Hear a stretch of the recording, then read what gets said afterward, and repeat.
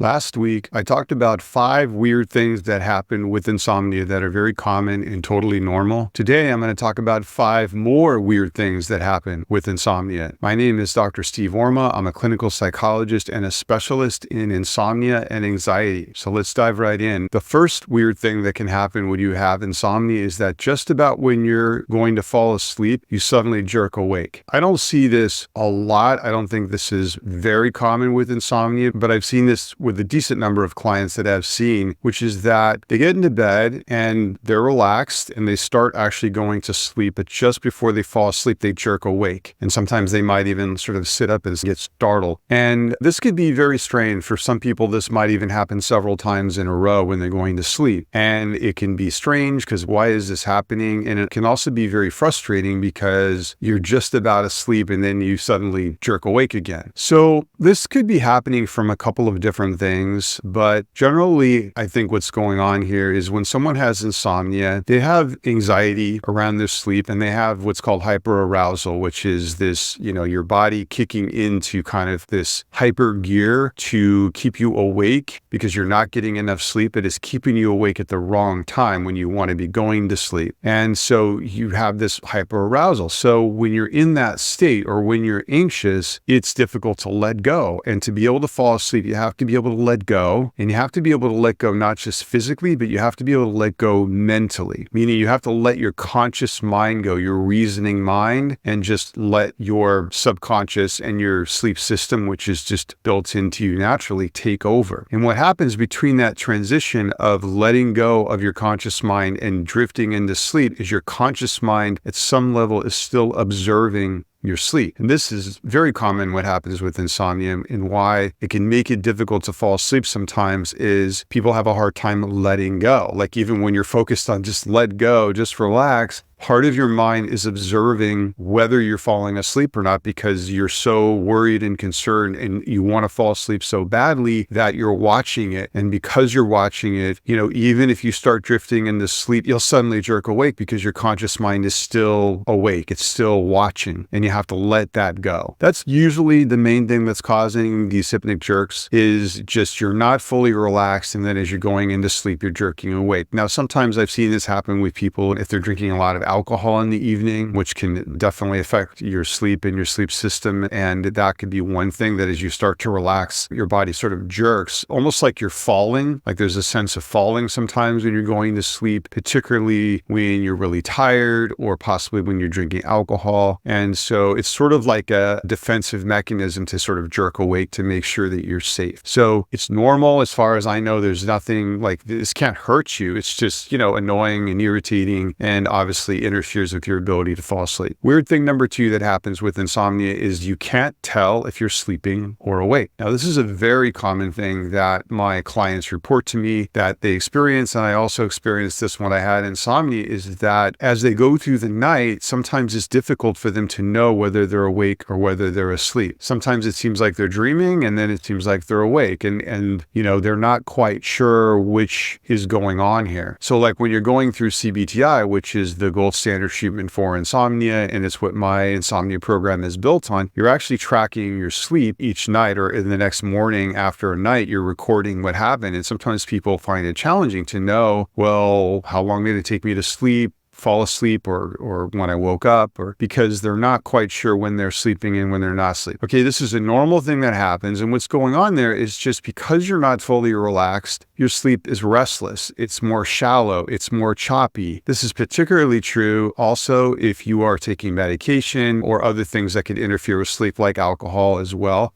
But just even if you're not taking medication and you're not drinking alcohol, this is a normal thing that happens with insomnia because you're just not fully relaxing into your sleep. So you're literally going into sleep, you're coming out of sleep, you're going in, you're coming out, and it can be confusing because sometimes you're not sure whether you're awake or whether you're asleep, and that's normal. And really, again, it's just part of insomnia, and the way to get over that and to smooth out the sleep is to overcome, kind of get rid of that hyperarousal, which you do through the process process of CBTI, or cognitive behavioral therapy for insomnia, which is the main treatment for insomnia, the gold standard that you want to do. Weird thing number 3 that happens with insomnia is medications or supplements seem to work on some nights, but not on others. So this is very, very common with medication, or even if you're just taking supplements, or sometimes people are taking a combination of these things, where it seems like, you take your medication, whatever that is, and you sleep great, and you think the medication really helped me sleep last night. And then you take it the next night and it doesn't seem to work. You're baffled because sometimes it seems to work and sometimes it doesn't seem to work. You might be taking a supplement like magnesium or melatonin or something like that. Sometimes it seems to work, sometimes it doesn't. So what's going on here is a couple of things. Number one, just on the physical level and the physiological level, medication, if it works, and when I say works, it sedates you, it knocks you out. It doesn't actually address the underlying problem of insomnia. I've talked about this a lot. It doesn't get to the root cause of the insomnia. It's just sedating you. It has it makes you sleepy and knocks you out. So when it's working to do that, then it works. Then it knocks you out. You sleep, and sometimes you sleep through the night and you feel like, well, I got sleep. It's not always the best quality sleep, but you sleep. But what happens is with medications, all medications, you build up tolerance. Tolerance means that over time, the same amount of that medication doesn't have the same effect. It starts not working as well because your body builds up sort of a tolerance. It gets used to it. So it's not like this new thing that's been introduced to your body where it has a really strong effect on your system. Our bodies are built to adapt. So it adapts essentially to the medication over time. And in order to get the same effect that you had before, you have to either increase the dose, which is what happens many times when people are taking medications for sleep. Their doctor will just say, well, let's increase the dose. Or they'll switch you to another medication, and you'll just keep playing this game of,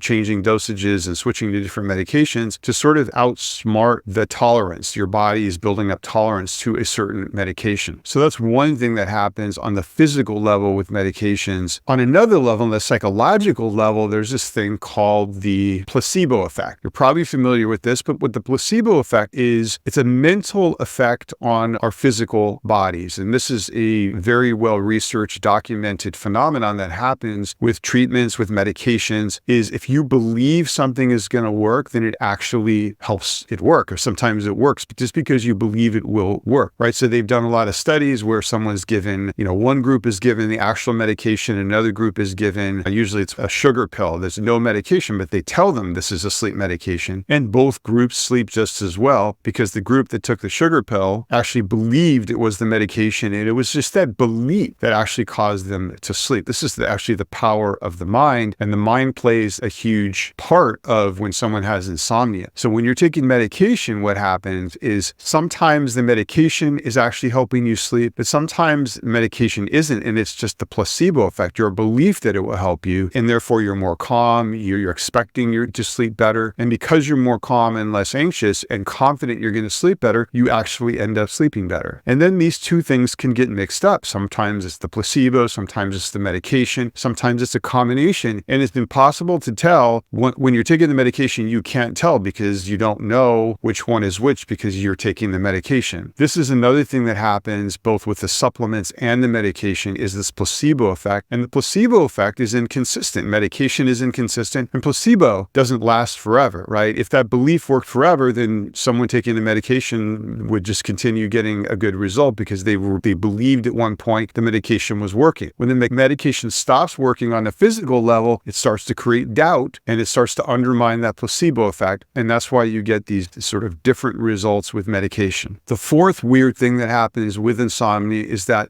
before insomnia, you had no trouble sleeping. Now, this is not true for everybody. Some people come to me and they've had trouble sleeping their whole life. They've, been difficult sleepers their whole life. But many people have no problem sleeping and then they develop insomnia. And this was the case for me. I slept perfectly fine until my mid-40s. And then I suddenly got really bad insomnia, right? So you could have really good sleep, have no trouble sleeping, no anxiety. You get into bed, you go to sleep and have that for decades. And then all of a sudden you get insomnia. insomnia. The reason for that is this is not a medical or a genetic issue. It's not something that you're born with. It's something that comes from a change in your behaviors in response to usually some kind of trigger that interferes with your sleep. I've talked about this many times, but this is what's called the insomnia cycle, or I call this the insomnia cycle, where there's some trigger in your life that interferes with your sleep. It could be travel, it could be a stressor, you're changing jobs, you're going through a relationship stress, a medical issue that interferes with your sleep, and it causes some poor sleep, which is not insomnia at that point. That's normal. That happens with everybody. And usually the way you probably responded to that was, oh, okay, I'm having some difficult sleeping because this thing's going on, and you don't really make any significant changes to your sleep. You just expect you're going to get past it, and then you do. But what happens with insomnia is you have the poor sleep and you react with, oh my God, this is not good. I'm having trouble sleeping. Maybe there's something wrong. And you start doing things. You start changing your behavior, and those behaviors, which you're doing to help you sleep, make the sleep worse. And that turns into insomnia over time. So it's totally normal to be a really good sleeper and then suddenly get insomnia. There's not something wrong with you. You didn't suddenly develop some, weird medical issue that you never had. It's just coming from the insomnia. Okay, assuming, there isn't a medical issue. Sometimes people do have medical issues and you do always want to rule that out. Or maybe it's sleep apnea and you want to rule that out. But if it's not coming from those things and you've ruled them out, it's insomnia. And it's coming from those shifts in behavior and the way you're thinking about your sleep rather than some internal thing like a medical or physiological issue that's going on. And the fifth weird thing that happens with insomnia is you can sleep on the couch, but not in the bed. Okay, this is extremely common where you have insomnia and you're in bed and you're trying to sleep and you're struggling and you're tossing and you're turning and you're there and it's like 2 hours later and you're just sick of being in the bed. So you get up, you go to another room and you sit or you lie down on your couch or in a chair and you might be doing something. You might turn on the TV, you might be reading a book, and then before you know it, you're asleep and you end up sleeping on the couch. And because you're able to sleep there, you stay there and you might sleep the rest of the night there or a couple hours there, but you're able to sleep on the couch. Okay, now what's going on here? Well, when this happens with my clients, number one, I celebrate because first of all, yes, we don't want you sleeping on the couch unless that's where you want to sleep ultimately, is to sleep on the couch and not in your bed. But if you ultimately want to sleep in your bed, then you don't want to be sleeping on the couch when you have insomnia because it starts to confuse your brain and you start to train yourself to sleep there instead of the bed. But why I have clients celebrate this is it shows them they have not lost the ability to sleep. If you're falling asleep on the couch, if you're having a difficult time keeping your eyes open, like before you go to bed at night, if you're really sleepy and drowsy during the day, that tells you you have not lost the ability to sleep. The problem with insomnia is that the timing is off and there's an association with your bed now with wakefulness. So you could be falling asleep on the sofa, you get into bed to go to sleep at night, and then suddenly you become alert. Okay, and this was one of those weird things I talked about last week with the other 5 weird things is that you could be exhausted, you could be falling asleep on the couch, you get into bed and you become alert. So this is normal, and this also doesn't happen with everybody. Some people with insomnia don't ever get sleepy on the couch, they don't get drowsy during the day. So if that's happening with you, if you always are feeling alert during the day and you never get sleepy, half of the people that have insomnia experience that and half experience the other thing. But what generally happens is once you start going through the process of overcoming insomnia, you're going through that process and your sleep starts to improve, you will start to feel that drowsiness during the day because now you become more relaxed and your body is more in tune with how tired you actually are. And you start to feel more of that drowsiness. And that's a good thing because, again, it reminds you, oh, I have not lost my ability to sleep. So you don't want to stay on the couch and you don't want to sleep on the couch if you get up in the middle of the night and you fall asleep there. You want to get back into bed as soon as you catch that because otherwise you'll train yourself to sleep on the couch. All right, so I hope it's helpful for me to kind of list these weird things that happen because I think sometimes when these people experiencing these things, they get really anxious, they get worried. Is there something wrong with me? Is this abnormal? You might feel like you're the only person in the world that's experiencing these things, but all of these things are very common. I experienced many of them when I had insomnia. Yes, they're not pleasant, they're not good. You want to address the insomnia. Like if you want to not have to experience this stuff, then go through the process of overcoming insomnia. I've talked about it many times on this channel, which is CBTI, cognitive behavioral therapy for insomnia. It's the only treatment that addresses the root causes of insomnia, helps you come off medication if you want to, if you're taking it, and has a very high success rate. And I'll leave a link in the show notes below the video where I have other videos where I talk about this. If you like this video and you found it helpful, just press the like button, and you can also subscribe to the channel. I do 2 of these videos every week. And if you have questions or comments or other weird things that have happened to you, then post those in the comments below. And I do Q&A videos every once in a while when I get questions, and I'll do a video for you if you leave questions that you want me to answer. So have a good rest of your day, and I will see you next time.